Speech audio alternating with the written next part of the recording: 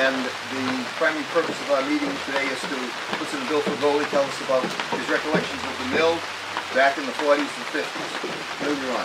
Okay, I first started coming to the mill when I was about 13 years old. My dad got one, which was about 1945. And we used to got boxboard, I guess that's what they're called, and 2x4s, and some 4x4s. The old day measurement, not the current day measurement. And Decker would bring the logs in, or anyone who wanted them cut would bring them in and have them dumped off over here to my left, and it would be dropped off parallel to this building. And then they would be rolled down. They would have some skids to roll the logs on top of the skids. They would roll that way so that the ground was covered with sawdust and chips and all that, so that the logs wouldn't pick up stones. And so then they'd roll them on to the carrier. Decker and the boys, and just for editorial comment, Decker was in his, say, 70s, and his boys were in his 60s. And they would put me to shame occasionally. I'll go there later. And they would roll the log onto the carriage, determine where the first parallel cut would be. And after they got that cut, then they would square off the log. The slab that would come off the log would go out this back behind me. There was a truck, black long body truck parked out here, probably a Model A long body. And it would throw all the slabs on there, and next on one side, and the other side they would put the cut product. They would take the cut product across that little bridge out back until now you only see the foundation of it. And on that side of the brook you would have the 2x6s, 2x8s, 4x4s, and the larger cuts of lumber. And on the right side of the brook, there would, on my right, and your right now, there would be the boxboard. Generally, I think they were 10 feet in length, maybe 12. I forget, but they weren't evenly cut. You had to square them off. You would take that, they'd stack the lumber out back with slabs between them so they'd dry out. And then we would come and get the logs, the lumber, bring it home and stack it and dry it out for about 6 months. We'd have it stacked in the yard. And then after 6 months, we'd restack them with the top on the bottom. We'd just rotate them around 180 degrees and let them dry another 6 months, and then we'd use the lumber. If you use the green lumber and you drove that 7-penny nail in, you get squirted with sap. It was that wet. It was sap. And they'd be all, hands would be all sappy and sticky. But first thing I learned when you got the lumber, first thing you did is square off the end of it, because they were just, as the log was cut. So I guess it must have been 12 foot to get it down to the 10. The log, Decker had his own source of log. The farmers in Marshfield in the winter would cut their log. They'd get their own lumber and stack it in their yard. As I recall, yeah, the road came off from this right away out here. Came down between the logs and the mill. You could drive through. And you went out back and you got your lumber. As a kid, I was not allowed inside the mill. I had to stand back to about 10 feet, 12 feet. OSHA wasn't around and everything was flying. And the Decker and his crew knew what to stay away from. The furthest we could go as far as the sluice and just look at it. Otherwise you sat in the truck and you stood out there and watched. This out back here, I don't remember any trees out here. It was just wide open all the way up, like pasture and meadow. And all the ground seemed to have been covered with some sort of wood product. Sawdust, chips, or didn't have chips back then, but it would be pieces of bark, all that dried pine bark. Right behind here there was like a square wooden silo where the sawdust was kept. Now I don't remember how the sawdust went from the solder there. Whether it was manual or how that went. I can remember sometimes in the summer, the mill would shut down because there wasn't any water. The reservoir would be down too low to run the operation. Any questions? I'm starting to... Can you tell us a little bit more about the terrain immediately to the east of the buildings? I don't remember seeing the exposed foundation. And if I did, it was very little, because they had perpendicular to the foundation, had a couple of pine logs that they rolled the big logs that were going to cut, rolled it onto here. But as I remember, it was always downhill. It was high and it just rolled right into the mill. Under these conditions today, no one would roll the logs uphill. The decker did everything so that the log did the work and you did not. He pointed that out to me one time. I tried to roll a log and he said, "Sonny, wait a minute. The log is supposed to work, not you. He said, you find the center of gravity," and he showed me how to go along. He said, "This is the point, and you just use the pig and you roll it this way." So that was my first lesson in conservation of energy. The center of gravity being the midpoint between the two ends? No, the midpoint and weight. Okay. So it might be, 2/3 down one side or 1/3. It depended on the configuration of the log. Wait. Yeah. The last piece of wood that I have at home that was cut here was about 1964. There were logs that were, pine logs that were taken off Ames Way along where the Biaginis are now, some of the homes. And those are the pine logs that came here, and I have some left, but I'm being attacked by the pine post beetles with the work on that pile. But that's my recollection of that. Now we built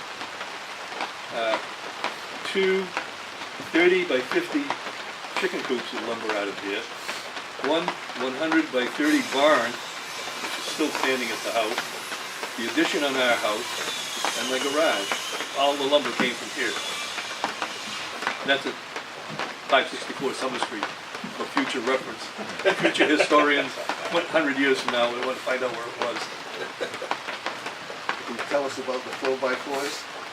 Oh, well, the 4x4s are real 4x4s, and I still have them down in, they're supporting my barn. They're not, 3 3/4 by 3 3/4. I mean, they were a little bit more, because when you ended up planing them, they would come down to be 2x4s. They'd plane one side so it was nice and smooth on the inside of the house, and on the outside, the edges. The sides didn't need any work. It just keep things level. And I did learn that when you use those boards, the seam was here, the next one you'd overlap the seam like you do brick, so there would be a straight line, so that keeps the structure from rocking. Let's see, what else? I didn't know this box factory. I was familiar with the McManus box factory in Hennepin. I watched that one, but I don't remember boxes being made here. They may have been, but I wasn't aware of this. The farmers here usually got all the bushel boxes from McManus up off of 139 or 123. Along the hearing brook? Yeah, it burned down one night mysteriously. It was fascinating to watch that operation. Let's see. You mentioned the pond. I remember talking with Decker about that and asking about the water power. And he said that during the summer, especially towards the end of the summer, he had to shut the mill down around 11, 12 o'clock. He just ran out of water because there wasn't that much water coming down from the other ponds.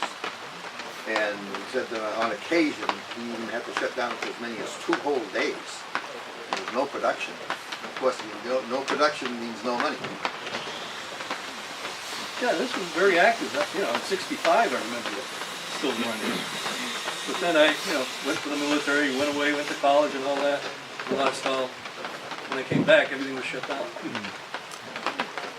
Yeah, for history, Decker sold the mill in 1965. Well, he retired in 65, and I think in 66 he sold the mill to Colonel Reed from Norwell, and I think Colonel Reed was going to do something with it, but I don't know what it was. And he sold it to Colonel Reed for $7,000. That's this whole piece of property. Now remember, this is 1966. And in 1967, Mr. Colonel Reed wanted to get rid of the property, and the Historical Society bought it for $12,000.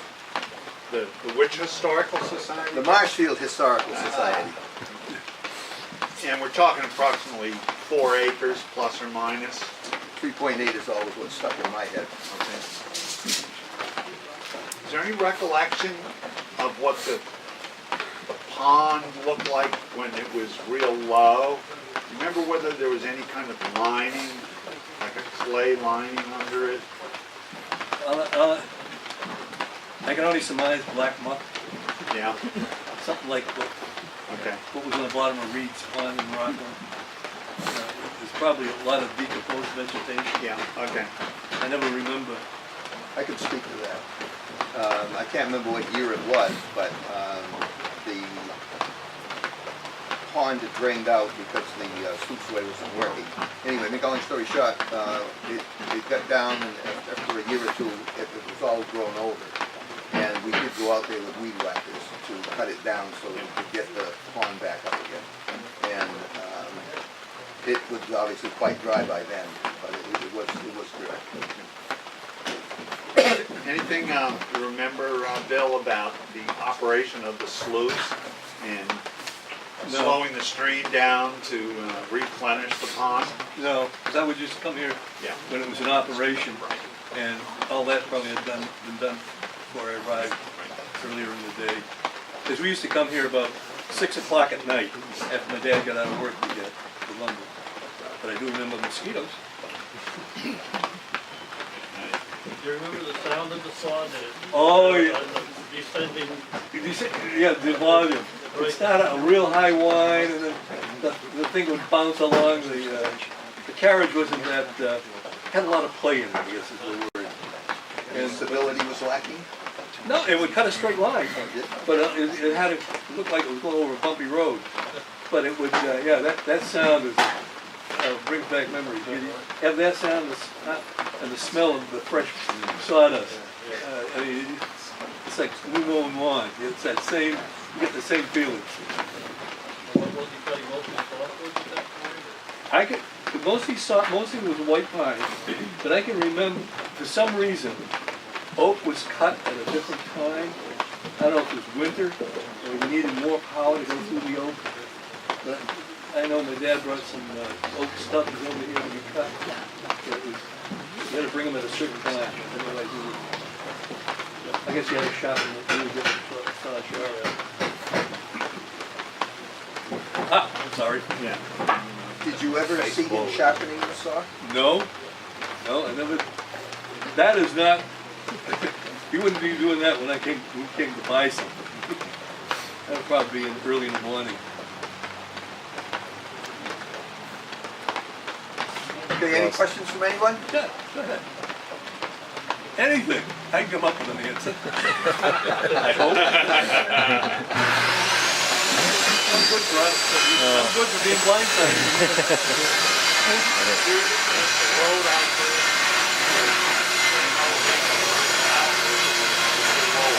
I remember that was the only gravel I saw on the site. As I remember, that was the only gravel I saw on the site was the roadway. Steve, why don't you repeat your question? I asked Bill if he remembered if the roadway running out there along the edge of between the reservoir and us was at the height it is now, or if it was lower. I don't remember it being low. All I remember was it Tracy Hatch lived out back here? Right. I remember he'd go through. And it was gravel, as I remember. But because, well, the foundation has a step up now. I think that was like that then. They might have done that in the mid-30s or 20s. Before I even showed up. Yeah. So I, you know, some of that I was, as a kid, I didn't pay attention. I was more interested in the machinery. And was the footway stone at that point, or do you remember what configuration of that road? I think it was stone. I never looked at it that closely. I didn't remember the water splashing in there. Yeah. Do you remember if they had a gate at the dam? You know, just to close it off at the dam? Or? No, I don't. Okay. I would assume so, but Yeah. So you said, Bill, that there behind us, that there was a truck that received either the side cutting or, I think it would be both. One side, the side cutting, and the other side would be whatever product was coming out. right, okay.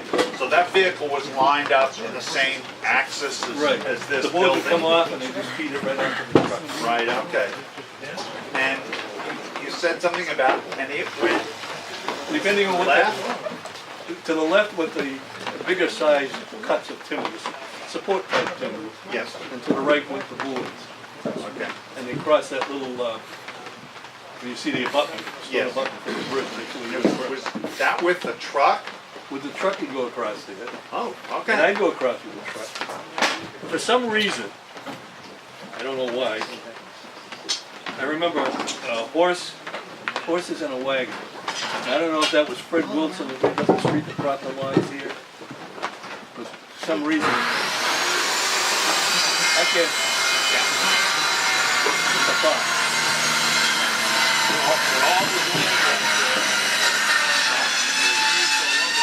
Yeah, there's an open middle back there and that way. With the roads, for the truck to get around. Yeah. Yeah, it was like a regular lumberyard. The big thing was just getting the first layer of boards level, Yeah. and then they just started stacking from there. Okay, I think that's it. Bill, I would like to, for the record, to say that this is the January 14th, 2014. Thank you, everyone. Thank you, Bill.